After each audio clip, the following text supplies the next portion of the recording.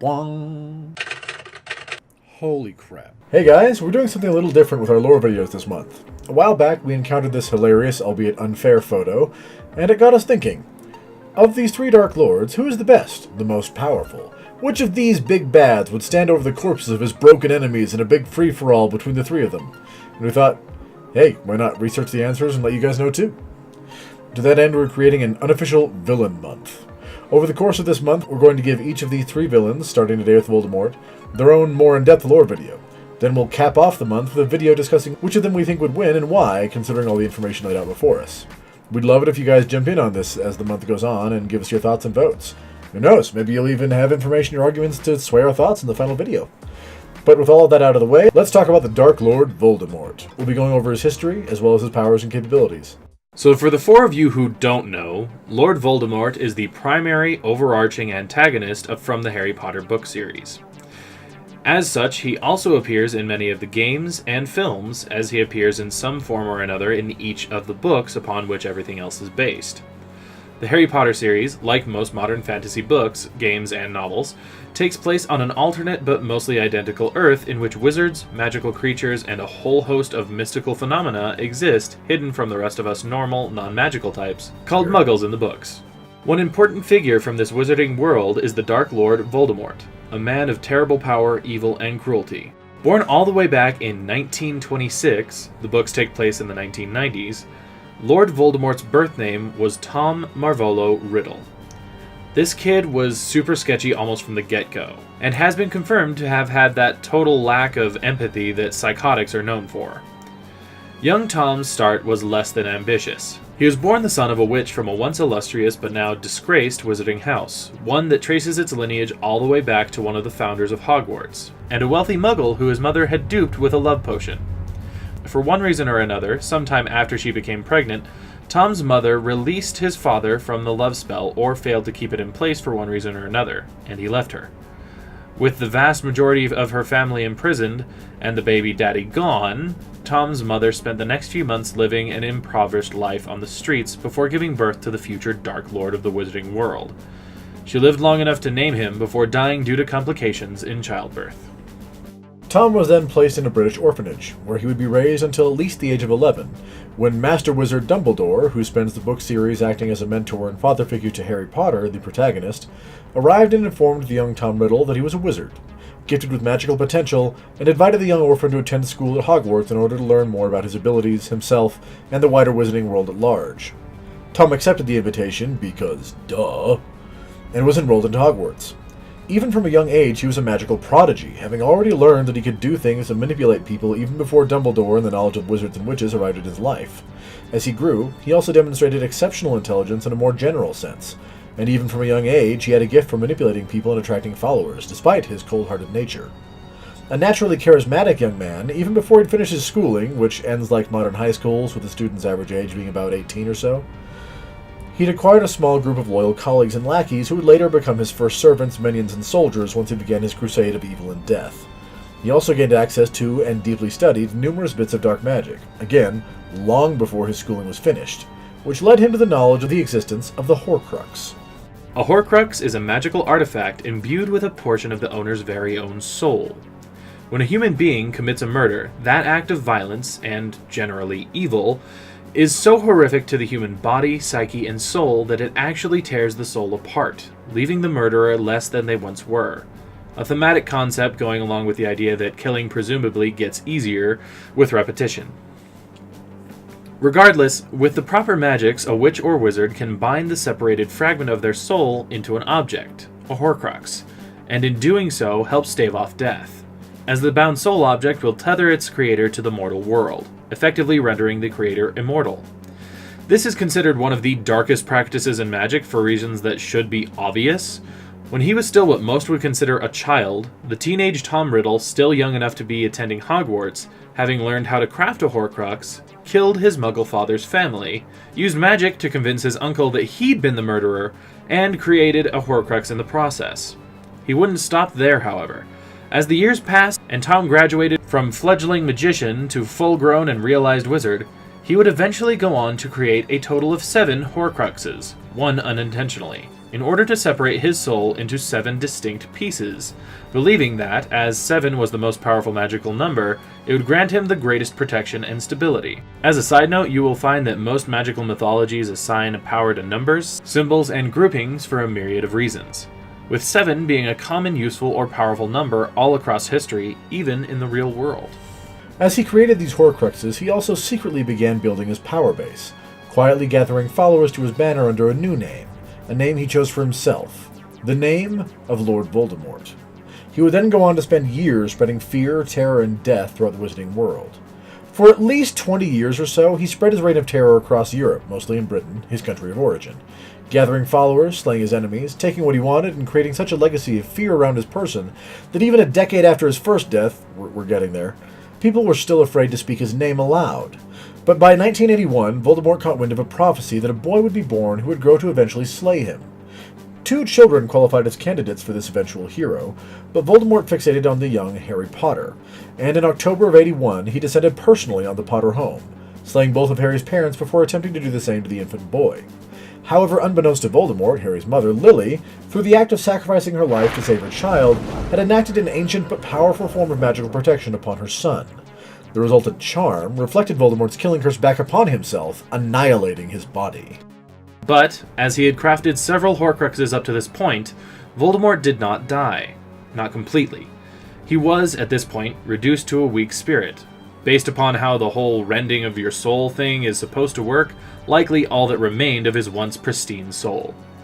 He would spend most of the next decade barely existing by possessing small animals, little creatures too weak to fight him for dominance over their body, before he was eventually found by Quirinus Quirrell, a teacher at Hogwarts who had taken a sabbatical with the specific intent of finding the fallen Dark Lord, as many believed he was not truly dead. It was the arrogant young professor's plan to make a name for himself by finding what remained of Voldemort. But the shade of the Dark Lord that was proved too much for Quirrell. Voldemort possessed him and sent Quirrell back to Hogwarts in order to recover the Philosopher's Stone, known as the Sorcerer's Stone in the United States, intending to use it to restore him to life. It was there that Voldemort would re-encounter a now 11-year-old Harry Potter, who was able to foil Voldemort's plans, as the protection from Lily's spell kept Voldemort or Quirrell from being able to harm the boy. The charm eventually resulted in Quirrell's death, and Voldemort was forced to flee, going back into hiding for another few years, before being found by one of his old servants, who constructed a makeshift body for the Dark Lord to use while they conspired to bring him back to true life and his former power.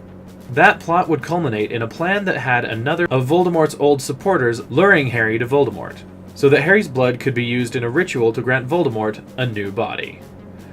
Now, this could have been done with anyone's blood, but by using Harry's blood, Voldemort had circumvented Lily's protection magic, allowing him to be able to touch Harry, harm Harry, and yes, even kill the young Harry Potter. Though this plot would prove successful, returning Voldemort to a fully functional body, and resultantly to full power, Harry would escape Voldemort's clutches. Over the next couple of years, Voldemort's reign of terror would begin anew, with people being reminded of why they feared his name, as even the very act of speaking the name Voldemort would lure his followers to you, generally to the death or dismay of those who had spoken. Alas for Voldemort, like all the Dark Lords we'll discuss this month, his time in the sun did not last. Despite tremendous success, in fact greater success in conquering the world of his wizarding peers than he'd had before, going so far as to gain complete control of the Ministry of Magic, which is the acting governing body of wizards as depicted in the books, Voldemort's weaknesses, the Horcruxes, were discovered by Harry and Dumbledore, and, long story short, they destroyed all but the final 2. This was a tricky process, as each of Voldemort's Horcruxes were powerfully warded, requiring either deep sacrifice or exceptionally powerful artifacts to destroy them. Destroying one Horcrux actually led to Dumbledore's death. But even with all these complications, the last 2 Horcruxes were the most complex and difficult. They were both living Horcruxes. One was the snake Nagini, which Voldemort kept nearby nearly all of the time, having at this point discovered that his Horcruxes were under attack. A fact that had slipped by him at first, as the process of creating a Horcrux evidently doesn't inform you when it's been destroyed. Now, killing a normal snake would be no problem for any self-respecting witch or wizard, but as she was a Horcrux, Nagini was effectively unkillable without the proper tools, which were few and hard to come by. The more difficult problem, though, was Voldemort's accidental Horcrux, the one he hadn't even realized he'd made. Harry Potter himself. Long convoluted story short, when Voldemort tried to kill Harry as an infant and Lily's protection spell caused Voldemort's curse to backfire, he then sorcered the sliver of his soul into Harry, making him, like Nagini, a living Horcrux. A fact that was exacerbated by Voldemort's using of Harry's blood in his resurrection ritual years prior to their final confrontation. Nagini would eventually be killed, and Harry allowed himself to die, in a way, thus removing all of Voldemort's Horcruxes, and, therefore, rendering him mortal for the first time in something close to 50 or 60 years, since he created his first Horcrux in his early teens, and at the time of his final death, Voldemort was 72, which, as a meaningless side note, makes him the youngest of our three Dark Lords. With all of these obstacles to death finally removed, Harry and Voldemort had one final showdown, and, after some very specific Dark Lord to Chosen One only shenanigans, Voldemort fell, once again blasted by his own killing curse, this time permanently. Which leaves us with Voldemort's capabilities. Like all of the villains we'll be discussing this month, his powers are somewhat nebulous, but we do have some concrete information on him. Witches and wizards of the Harry Potterverse use wands to cast their magic.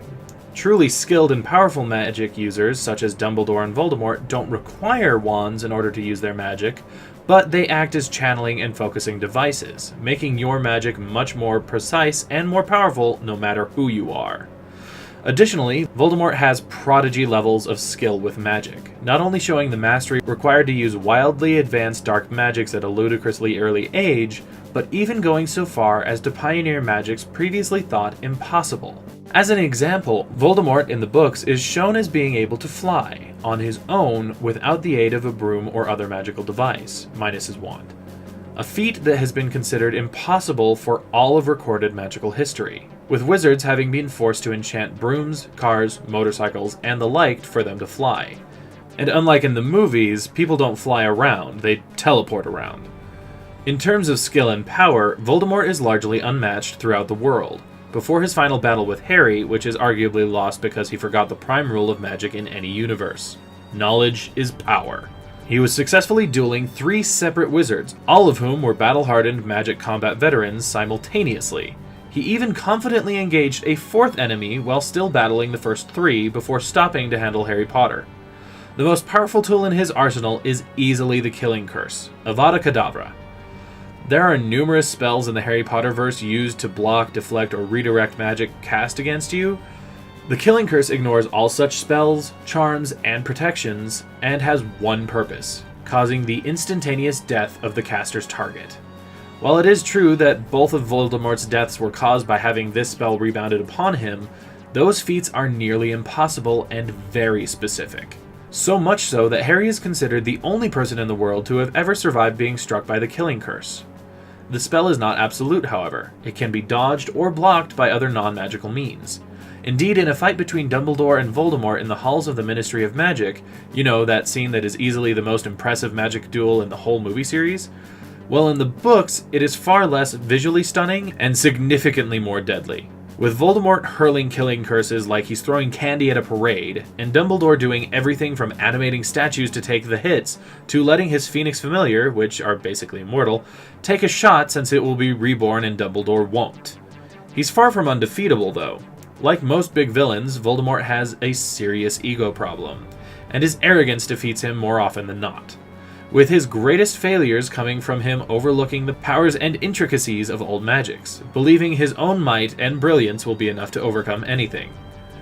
In his defense, for the most part it has. For something in the neighborhood of 50, 60 years, almost nothing stood in his way, and up until his final death, he overcame every obstacle, even the fatal ones. Heck, if he weren't so focused on killing Harry hands-on and took a backseat like most other big villains did, Voldemort may have been able to conquer all of Britain. The dude is indisputably a major powerhouse. And that's basically Voldemort, Dark Lord of the Harry Potter films, novels, and games. First on our list of Dark Lords of this Villain Month. We hope you guys enjoyed this video. If you did, please leave us a like. And if you have ideas for other videos you want to see us do in the future, let us know in the comments down below. If you'd like to see more videos from us in the future, be they lore or let's play, go ahead and hit that subscribe button. In the meantime, guys, this has been 2 Men and a Mic, signing off. Hey guys, you can click the link in the left for our last lore video. You can click the link on the right for our last Let's Play. And right here in the middle, that orb, you can hit that to subscribe. Also, ring the bell if you want to be notified when we post a new video. This is 2 Men and a Mic. Thanks for watching.